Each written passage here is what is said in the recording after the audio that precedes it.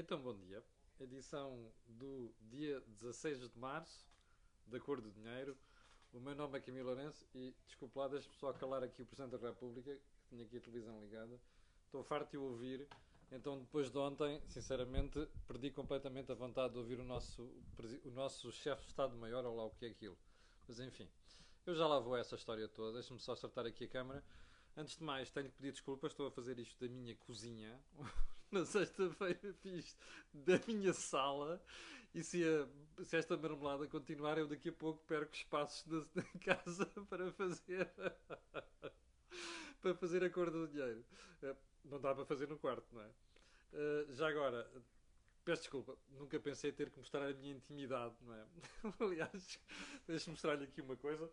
Agradecer aos meus amigos lá em cima do Norte. Isto que aqui está é uma garrafa de vinho do Porto que tem 60 anos. Portanto, é uma valente pomada. Já agora que estamos a falar de intimidades, né? Falamos também da bebida. Bom, isto não são tempos para gozo, obviamente. Estou aqui a desdramatizar isto, mas não são tempos para gozo. E vamos lá à agenda de hoje, que isto é tão longo que eu acho que não vamos chegar ao final do programa cobrindo a agenda toda. Então, por onde é que isto vai começar? Pelo período de ordem do dia, naturalmente para dizer o seguinte. Eu quero agradecer a toda a gente que continua nos seus postos.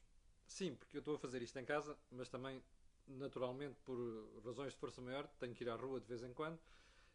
O mínimo de compras para assegurar a sobrevivência. E sim, porque eu não sou daqueles que andam a se embarcar, nem faço os embarcamentos. Há duas coisas que gostava de dizer. Em primeiro lugar, o meu profundo agradecimento a toda a malta que no setor da saúde, neste momento, está ali a pegar o touro pelos cornos. Ok? Não são pegas de cernelha à lá Marcelo Rebelo de Sousa e à lá António Costa. São pegas de caras. Sabe o que é pegar um touro de caras, não é? É isto. Assim. Levar com os cornos dele. Essa malta, os médicos, os enfermeiros, o pessoal auxiliar, toda a gente que está a pegar o touro pelos cornos, olha, o meu profundo agradecimento. Como sabem, eu sou um grande apreciador da qualidade da formação da malta da saúde em Portugal, dos médicos e enfermeiros. Um, Sou um grande crítico da forma como funciona o SNS, mas isso é o sistema. Não está em causa qualidades profissionais, deixei isso sempre muito claro. E é nestes momentos que a gente vê qualidades profissionais. Eu não posso dar grandes detalhes aqui, mas conheço a situação interna em alguns dos hospitais, alguns desses hospitais que estão mesmo na linha da frente, e estou preocupado. E estou preocupado porque se nós tivermos um grande fluxo e uma enchente de um momento para o outro, a coisa vai paralisar. Portanto, depende de nós, como vamos ver o resto do programa, tentar amainar, suavizar isso. Segundo ponto, não é apenas para os profissionais de saúde, são todos os outros. Olha, eletricidade, água, luz, telecomunicações. Hoje em dia não conseguimos viver sem telecomunicações. Supermercados, espaços comerciais. Vou-lhe dar um exemplo concreto. Ontem estava a pagar compras às 9 da manhã no Pingo Doce. E olhei para a empregada e, coitada, a empregada estava a meio metro de mim, nem chegava a um metro, e tinha as mãos nuas, assim como eu as tenho. E a primeira coisa que lhe perguntei foi assim: minha senhora, não deviam ter luvas neste momento? Porque já há outras superfícies comerciais que têm. E a senhora olhou para mim com ar de grande resignação e disse: não, infelizmente não. E já agora fica um pedido para quem dirige o Pingo Doce, o Continente, essas coisas todas, os Lidls da vida e essas coisas.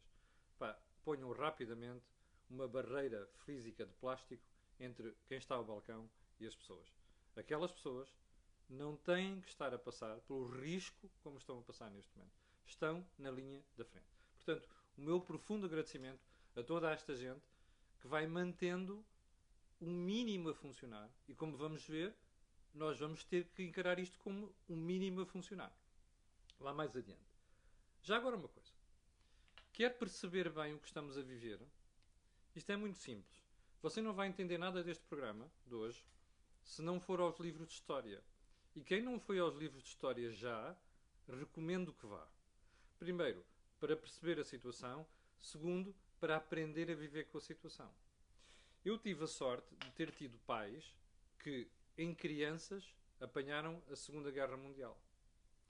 Eu tive a sorte de ter conhecido dois avós que viveram como adultos toda a Segunda Guerra Mundial. E nunca mais me esqueço das lições que eles me deram. Nunca mais me esqueço dos livros que eu li de história sobre a Segunda Guerra Mundial. E porquê é que eu trago isto hoje? Porque, como vai perceber por todo o programa, nós estamos em guerra. Ok? A sociedade e a economia estão neste momento a viver como se estivéssemos em guerra. Foi aquilo que eu disse aos meus amigos durante todo o fim de semana. E as chamadas que tive. Pessoas absolutamente impreparadas para o que nós estamos a ver. Nós estamos a viver em tempo de guerra. Só não chegamos ainda aos momentos que eu recordo da minha saudosa mãe dizer, a minha avó, que era o racionamento de alimentos. Só não chegamos a isso. Mas podemos lá chegar, se não tivermos juízo. Portanto, vá ver os livros de história. É a melhor forma de perceber como funciona uma economia e uma sociedade quando a disrupção é total. Nós, felizmente, não chegamos a isso. Ainda. Mas podemos chegar. Depende de nós, da nossa civilidade e da nossa maturidade, evitar isso. Isso só se evita evitando o pânico, tendo muitíssimo juízo, que é coisa que não tivemos nos últimos dias, ao contrário do que disse o Sr. Presidente da República e o Primeiro-Ministro, não tivemos juízo nenhum. E só se evita isto se nós, ao mesmo tempo, cairmos todos em cima do sistema.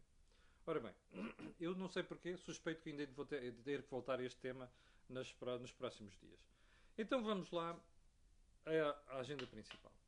Como já percebeu, eu dizia há bocadinho, nós vivemos em guerra.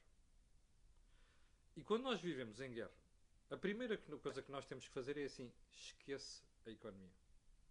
O principal são as pessoas. Nós podemos dizer também, bem, mas sem economia não salvamos as pessoas. Pois não, é verdade. Mas o problema principal, neste momento, é que nenhum de nós alguma vez sonhou isto.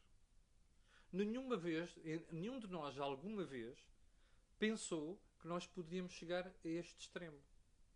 Ora, é por isso mesmo que nós temos que lançar mão de soluções e de criatividade a que não estávamos habituados. E a primeira é perceber mesmo isto. A economia vai pelo cano. Não tenha a mais pequena dúvida. A economia já se perdeu. Já perdemos março, já perdemos fevereiro e já perdemos grande parte de janeiro. Vamos perder o segundo trimestre. Abril, maio e junho. Pronto. Assine por baixo. Isto está perdido. Ok? Mas isso é a última coisa que me preocupa neste momento.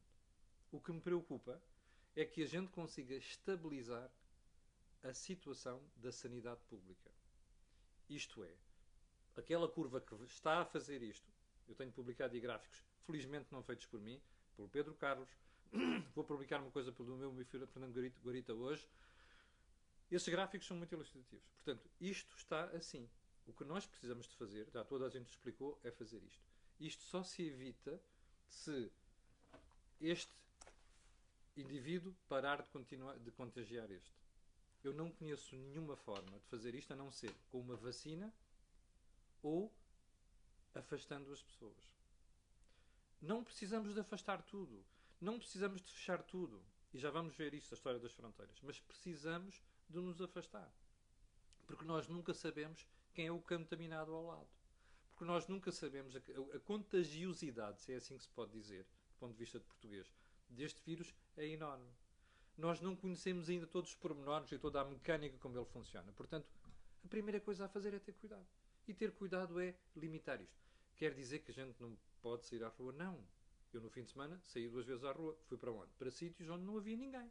Ou havia muitíssimo pouca gente. O mais próximo era 3 ou 4 metros de mim. Portanto, o risco de contágio é pequenino. Ora bem, mas é de evitar. Mesmo isso é de evitar. Eu não vou conseguir fazer todas as cores de dinheiro entre muros. Há de haver algumas que vou fazer em zonas isoladas. Mas este cuidado a gente tem que ter. Isto é a primeira das preocupações que temos de ter. A economia está perdida.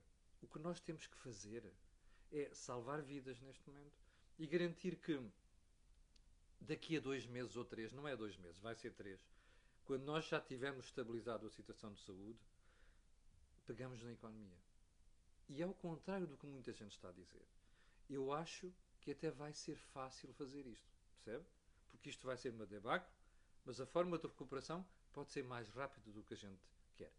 A menos que a malta continue a fazer o que anda a fazer nos últimos dias e depois vai tendo foquinhos de contágio aqui e ali, e depois aqui está a estabilizar, depois no sítio está a aumentar, e depois o sítio não está a aumentar, volta a infectar não sei das quantas, ou então volta a apanhar quem não apanhou nos sítios onde está a abrandar. É isto que nós temos que evitar. É isto que nós temos que garantir. É isto que é imperioso fazer. Porque esta curva tem que achatar. Dê lá por onde der. Bom, ponto seguinte. A ameaça é real, como já percebeu. É real para tudo. Para a economia, para as vidas, para a sociedade. Bom, isto quer dizer que se justifica o pânico que se vai vivendo por aí? Não. O pânico é sempre o pior inimigo da sociedade. O pânico é sempre o pior inimigo da economia. O pânico não serve rigorosamente nada. Portanto, os assambacamentos, as corridas, olha, eu não tenho desinfetante em casa neste momento, porque não há. É o maior risco que a gente pode ter. Cada vez que saio tenho que andar a lavar tudo com água e sabão. De facto, a água e sabão resolve, mas o problema é que quando a gente está na rua precisa de alguma coisa que se desinfete. A água e sabão não podemos utilizá-la em qualquer situação. Portanto, este pânico é a pior coisa que nos pode acontecer. Bom, então agora vamos ao que se passou nos últimos dias. Primeira pergunta, o governo esteve bem? Não. De maneira nenhuma.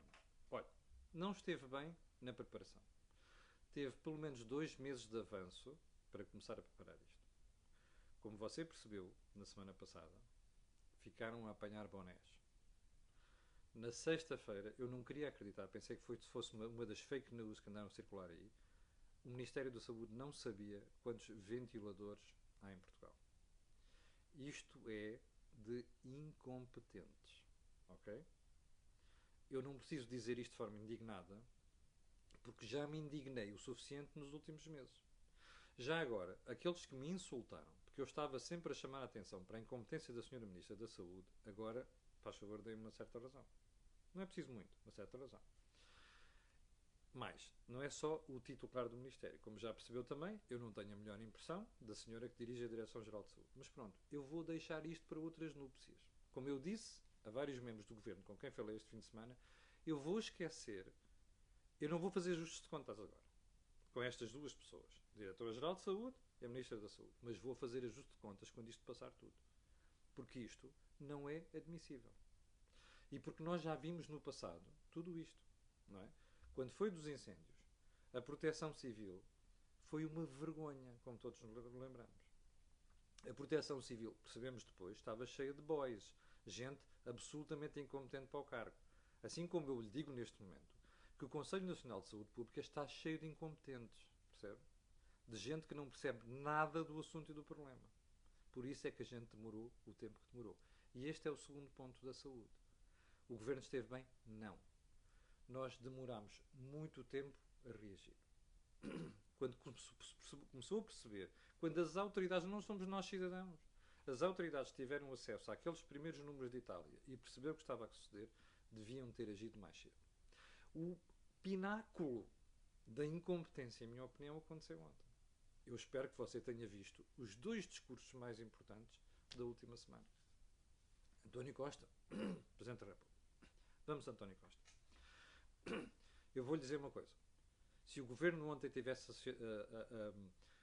acionado medidas drásticas, eu estaria aqui hoje e disse isto a 2 membros do governo com quem falei no fim de semana. Eu seria um dos cidadãos que estaria aqui hoje a bater palmas, a dizer assim, olha, meus senhores, vamos esquecer tudo, as nossas diferenças, e vamos apoiar aquilo que tem que ser apoiado. O governo ontem foi um verbo de encher. Não disse nada do que devia ter dito.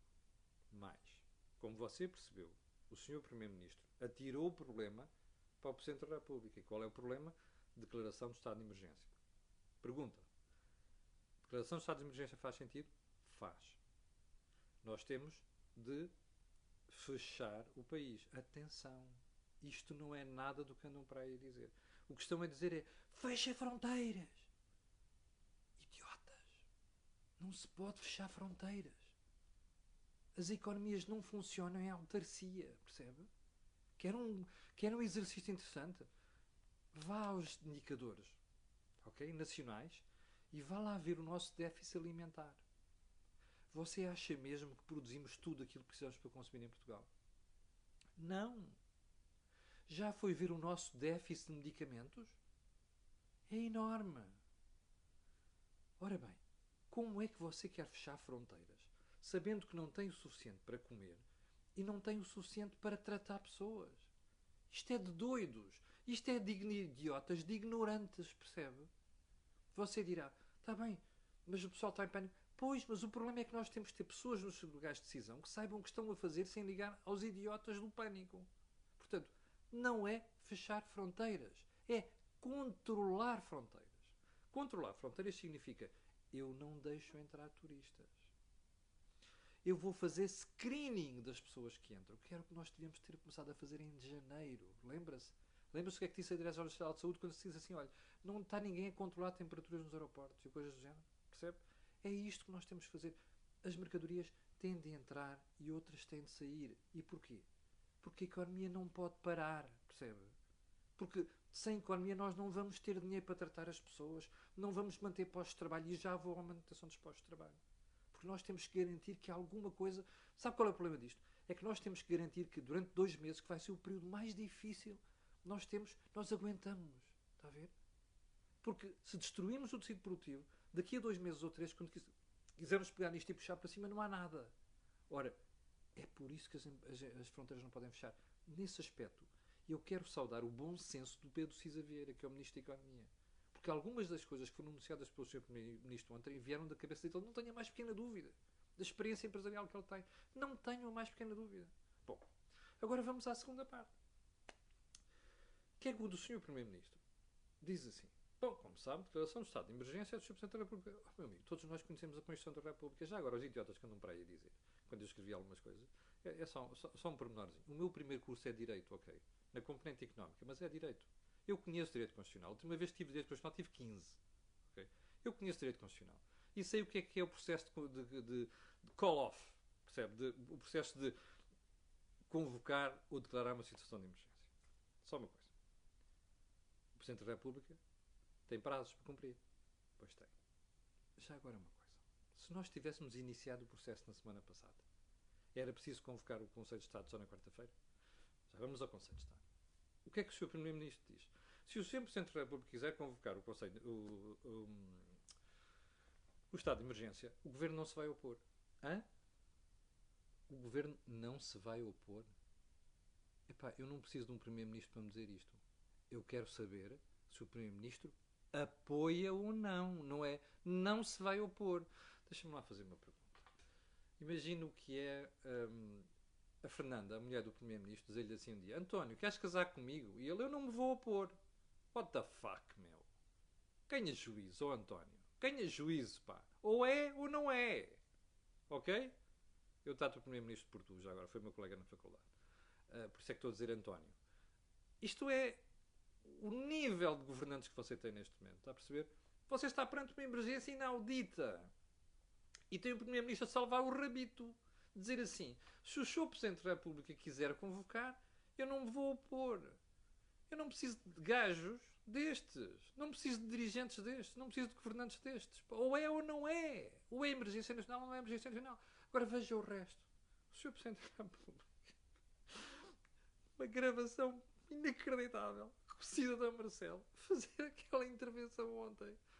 O Sr. Presidente da República passou toda a sua vida nos últimos tempos a aparecer em tudo que é mais alguma coisa. Está bem, este estado de quarentena. Caramba. Mas é preciso fazer este show-off. O que eu acho inacreditável. Percebe? Inacreditável. Bom, já agora só uma coisa. Já viu bem a composição do Conselho de Estado? Já. Aquele conjunto de jarretas. Não tem outro nome. Está a ver a democracia portuguesa. Para que é que serve aquilo? Já várias vezes questionei isto. Mas agora é o momento certo. E mais importante. O que é que aquela gentinha sabe de estado de emergência? De pandemias? De controlo? Já agora, eles são dos grupos de risco, não é? Quer dizer, é melhor nem aparecerem. Eu sei que todos nós podemos apanhar. Eu próprio não sei se neste momento não estou infectado. Mas o que é que aqueles tipos de grupo de risco percebem desta porra? Desculpa a expressão. Está a ver? Está a ver a qualidade das instituições da democracia portuguesa? É isto. Bem, o Sr. Presidente da República já devia, na semana passada, ter forçado isto. Porque é uma questão de prazos. Se a Constituição fixa prazos, nós temos de os cumprir. É verdade. Mas caramba! Precisamente porque sabemos que existem aqueles prazos, é que já devíamos ter atuado mais cedo. Moral da história, já percebeu, no meio disto tudo, a minha crítica e a minha dúvida. É assim, não tenha a mais pequena dúvida. Nós estamos a correr atrás do prejuízo. Ok? Cada dia que perdemos. Vamos à semana passada. Lembra-se de suspensão de fecho de escolas, anunciado quinta-feira pelo Sr. Primeiro-Ministro, para começar hoje. Ao vírus, ao Covid-19, fazes um favor, decreta aí uma moratória, ok? Até segunda-feira. Epá, não chateias é segunda-feira, até eu ter as escolas fechadas. Percebeu? O Covid ouviu, não ouviu? Ouviu o que você vai ouvir no próximo, esta semana que agora começa, e na semana que a seguir começa, e na outra a seguir, é isto a fazer assim. Porquê? Porque cada hora não é dia. Cada hora que se perdeu, percebe? A limitar o contacto social. Cada hora que se perdeu a tomar medidas difíceis, terminam nisto. E isto é o disparo de casos. Como você sabe, antes de ontem havia 8 pessoas nos ventiladores. Ontem passou para 18. Sendo que 8 delas ou 9 estão em estado crítico. Ora, é isto que a gente está a conseguir. Não me venham com o exemplo de outros países. Geriram tudo isto mal. Os italianos foram apanhados completamente na curva. Os alemães estão a gerir isto muito melhor do que os outros. Franceses, vai correr mal. Espanha está a correr mal. Inglaterra, os meus amigos aqui mais liberais dizem que não. Eu acho que vai correr mal, porque acho que aquela estratégia é errada. Portanto, ninguém sabe isto ao certo. Não há especialistas nisto. Não há gente que seja capaz de dar respostas 100% em relação a esta matéria. Mas há uma coisa que a gente tem que saber, que é a forma como nós estamos a gerir, que é dar avanço ao vírus, é a pior coisa que estamos a fazer. E, portanto, aquilo que podia ser controlado até o princípio de abril, como já viu ontem pela previsão da Sra. Ministra, vai ser estendido até ao final de abril. Perdão, se não vai mesmo para maio. Portanto, março está perdido, abril está perdido, provavelmente maio está perdido. O país vai paralisar. Compete a nós garantir que fica em slow motion, que nós aprendemos a viver em slow motion, e sobre isto eu hei de voltar amanhã, porque já não vamos ter tempo hoje, que é para falar das empresas, dos salários, do desemprego e por aí adiante, que é outra coisa que me preocupa neste momento. Portanto, uma coisa é certa, ou nós cidadãos nos mobilizamos, porque já percebemos que as autoridades não estão a atuar com a celeridade devida, ou então isto sai fora de controle. E, portanto, é a censura social neste momento que pode fazer alguma coisa. É o nosso olhar quando vemos alguém a prevaricar e o nosso conselho que pode fazer qualquer coisa. E isso é que a gente tem que fazer neste momento. Eu para amanhã vou deixar alguns dos temas que não tratei hoje, nomeadamente as decisões das regiões autónomas, que, em minha opinião, foram erradas, e de amanhã explicarei porquê. Eu vou deixar a questão da economia e das empresas, porque isto é muito mais sério do que pode parecer à primeira vista, e quem dirige empresas tem uma responsabilidade muito grande, e quem trabalha em empresas também. Mas sobre isso falaremos amanhã. Bom, para o final de hoje, vou dizer-lhe que esta semana vamos manter o Think Tank, vamos ajustar uma solução, eu, o Jorge Marrão e o Joaquim Aguiar, para fazermos isto à distância, de maneira a dar o exemplo. Não é? Eu estou a fazer isto em casa, não precisava, podia estar a fazer um sítio isolado, porque eu tenho vários sítios isolados onde vou, mas estou a fazer isto para dar o exemplo, e portanto nós vamos ter que tentar fazer isto também com o Think Tank desta semana. Não sei ainda se vou conseguir fazer algumas conversas improváveis, duas tinha pensado para esta semana, vou tentar fazê-las. Quanto a nós, ver-nos-emos amanhã às 8 da manhã, não sei em que divisão da minha casa. E para o final fica o pedido sempre, que é colocar um gosto e fazer partilha nas redes sociais, porque aquilo que houve aqui não houve em mais sítio nenhum. Obrigado, com licença, e até amanhã às 8.